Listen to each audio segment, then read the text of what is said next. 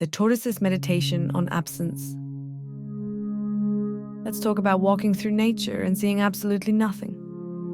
The irony being, of course, that I'm the only wildlife you'll encounter today, and I'm literally in a box.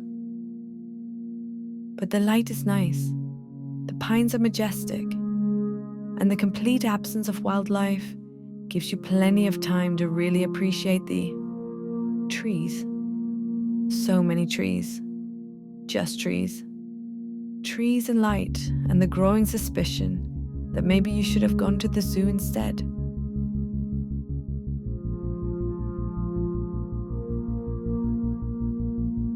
And now, me, giant tortoise, the only animal you will see today who didn't specifically flee from your presence. Why? Because I can't. I'm in an enclosure. I'm captive. I'm the participation trophy of wildlife viewing. Everyone gets to see at least one animal.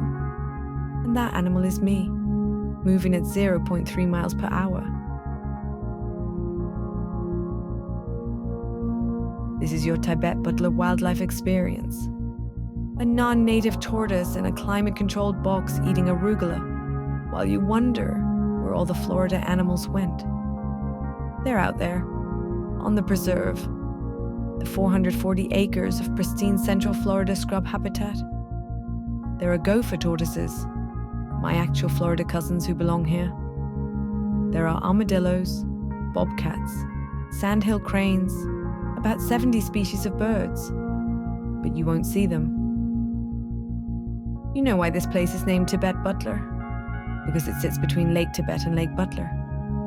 That's it. That's the whole story. No heroic colonels, no visionary judges, just geography. 2 lakes and a hyphen. Very poetic. Really captures the imagination.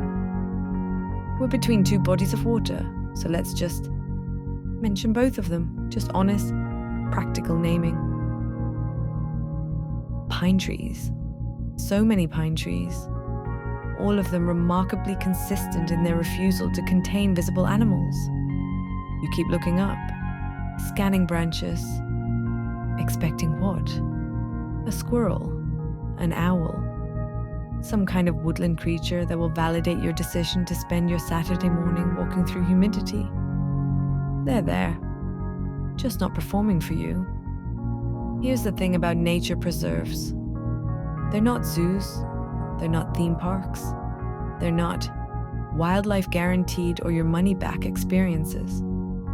They're places where nature gets to be nature, which means animals doing exactly what evolution designed them to do, which is avoid large bipedal predators wearing Nikes and holding iPhones.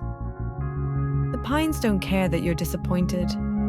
They're busy photosynthesizing, converting sunlight into biomass, providing habitat for creatures that are definitely here, but have zero interest in being your content. So you walk, and you look, and you see trees, beautiful trees, important trees, ecologically significant trees, but just trees. And maybe that's the point. Maybe the preserve is working exactly as intended. Providing sanctuary for wildlife means providing sanctuary from you.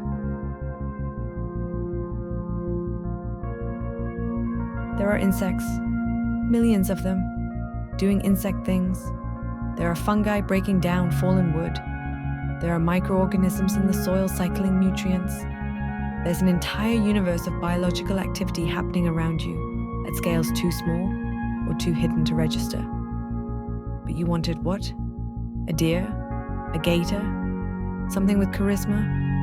Something you could point at and say, look, nature, I found it. Nature doesn't owe you revelation, doesn't owe you the spectacular.